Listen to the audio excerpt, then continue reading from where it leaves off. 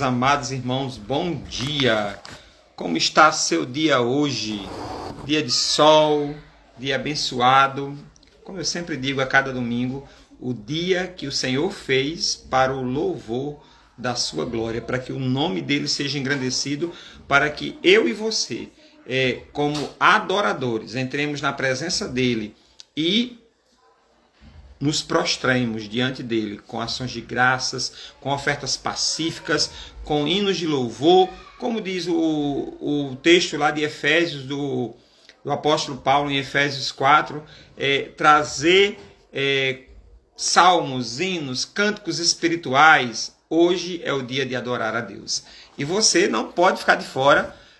Hoje não temos a escola bíblica dominical às 17h30, só teremos o culto de celebração à noite, às 18h30.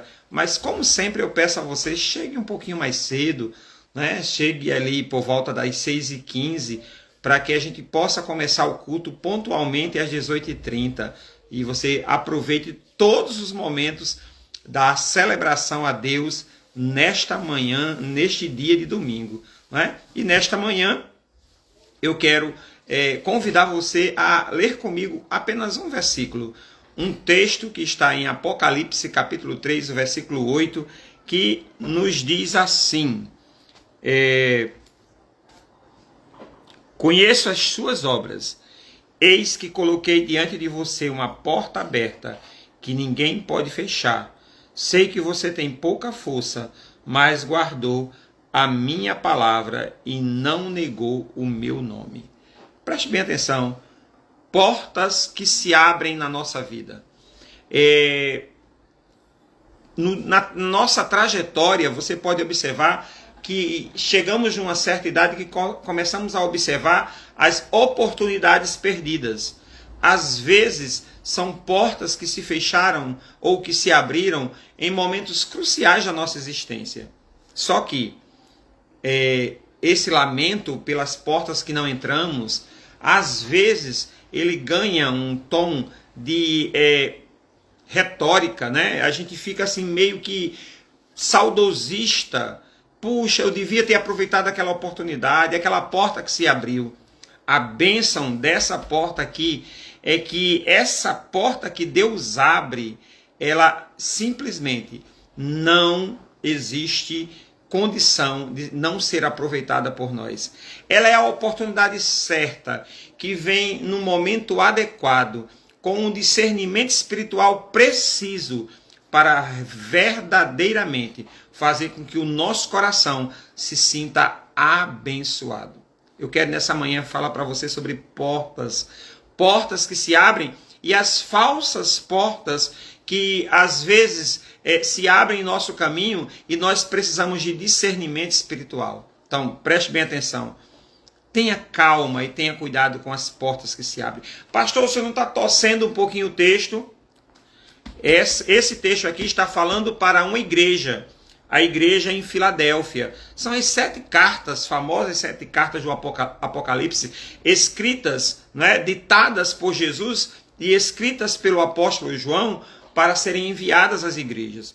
Mas as portas que ele está falando aqui são oportunidades, são escapes, são momentos em que nós precisamos ter discernimento espiritual para entender essas portas, para verificar o quanto elas são de Deus. Tenha cuidado com as portas que se abrem na sua frente. A primeira coisa para identificar uma porta verdadeiramente de Deus não é se vai ter vantagem para você, não. A vantagem não significa que é uma porta de Deus. O fato de tudo estar de vento em popa, contribuindo, também não é um requisito para entender se uma porta é de Deus. Pastor, e qual é o requisito?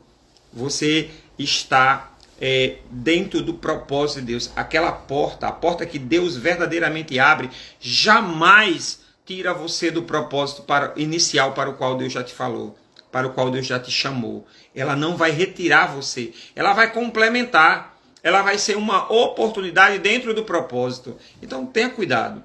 A segunda coisa que eu preciso entender nas portas que se abrem é ter o discernimento espiritual, estar em intimidade com Deus.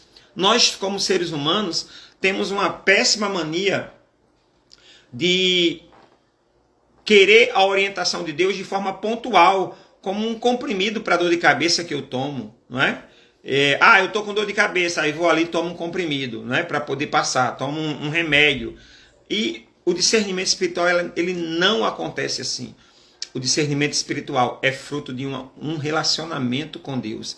E para eu entender, para você entender, se uma porta que se abriu, espiritual, financeira, profissional, na minha vida, realmente é de Deus, eu preciso ter esse discernimento baseado, construído em um relacionamento de oração, um relacionamento de vida com Deus, um relacionamento de convivência mesmo, sabe? De ouvir, de entender, de saber que aquela é a voz de Deus, de que Ele está falando conosco e de que Ele deseja que aquela porta seja aproveitada. E, por último, cuidado com as falsas portas, não é? Lá em João 10, Jesus Cristo vai dizer: eu sou a porta das ovelhas, né?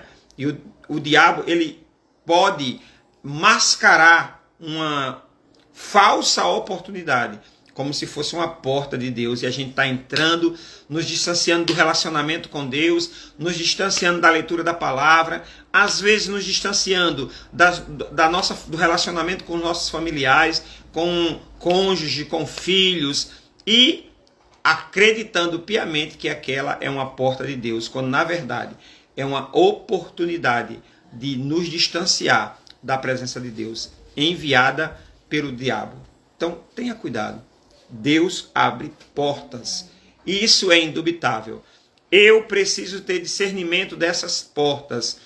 Essas portas que se abrem na minha vida precisam estar em consonância, em alinhamento com o propósito original do ministério, da vida que Deus já me concedeu. Então, querido, Deus abençoe seu dia hoje, que seja um dia realmente poderoso, um dia de relacionamentos, e que você feche o seu dia hoje conosco, 18h30, no culto hoje, toda a igreja em unidade.